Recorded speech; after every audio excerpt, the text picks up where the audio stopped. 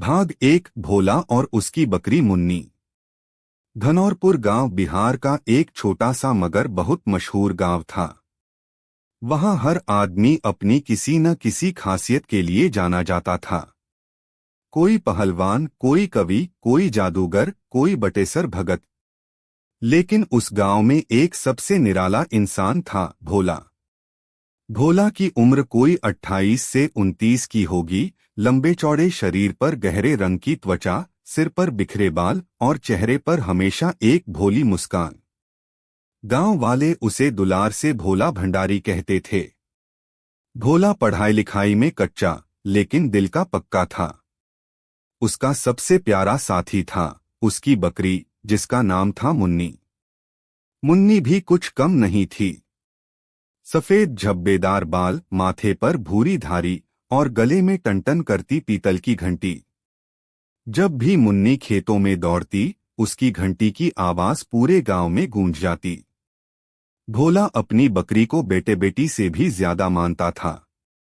रोज सुबह 5 बजे उठता, मुन्नी को नहलाता, उसके गले में नया हार पहनाता और उसे लेकर पोखर किनारे घास चराने निकल पड़ता।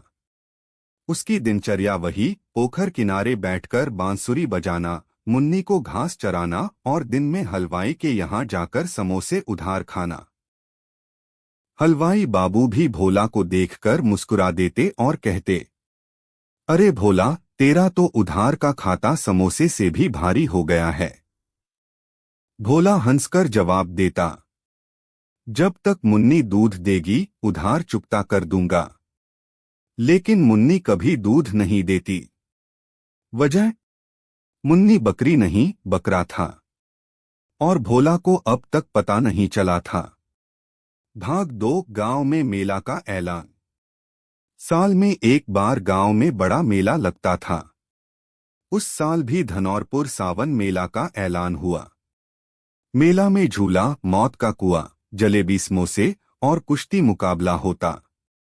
इस बार सरपंच बाबू ने ऐलान किया, इस बार मेले में मोबाइल फोटो प्रतियोगिता भी होगी। सबसे बढ़िया फोटो खींचने वाले को मिलेगा चमचमाता नया स्मार्टफोन। सुनते ही पूरे गांव के लड़कों में हलचल मच गई। हर कोई अपने अपने फोन की साफ सफाई करने लगा। भोला ने भी ठान लिया, मैं भी फोटो खींचूंगा और जीतूंगा। पर एक दिक्कत थी, भोला के पास फोन था ही नहीं। उसने जाकर अपने दोस्त गोलू पहलवान से फोन उधार मांगा। गोलू पहलवान ने शर्त रख दी, अगर तू मुझसे कुश्ती लड़ेगा और हार मानेगा तभी फोन दूंगा। भोला ने मुस्कुराकर कहा, हमारी मुन्नी सब देख रही है। अगर कुश्ती में हार भी गया तो मुन्नी की कसम, फोटो जरूर जीतूंगा। कुश्ती हुई। गोलू ने भोला को 3 सेकंड में पछाड़ दिया। भोला मिट्टी में लोटपोट, लेकिन अपनी हार पर भी हंसता हुआ उठा और गोलू से फोन लेकर चल दिया। भाग 3 मेला में धमाल। सावन का महीना था। चारों तरफ हरियाली, बादल और मिट्टी की खुशबू। मेला मैदान सज-धज कर तैयार। औरतें रंग-बिरंगी साड़ियां पहनकर आईं, बच्चे गुब्बारे लेकर भाग रहे थे। मौत का कुआं, जलेबी की दुकानों की खुशबू और गांव के पंडित जी अपनी बूढ़ी साइकिल लेकर पूजा पाठ के सामान के साथ। भोला भी अपनी मुन्नी को सजाद जाकर लेकर पहुंचा। मुन्नी के गले में फूलों की माला, पीठ पर नया चादर और घंटी टनटनाती हुई। भोला ने गोलू का फोन निकाला और मुन्नी की फोटो खींची। पहली फोटो खींचते ही फोन की बैटरी डाउन। भोला बौखला गया। आसपास देखा, तभी सरपंच बाबू मोबाइल लेकर सेल्फी ले रहे थे। भोला दौड़कर बोला, सरपंच बाबू, एक फोटो खींच दीजिए न।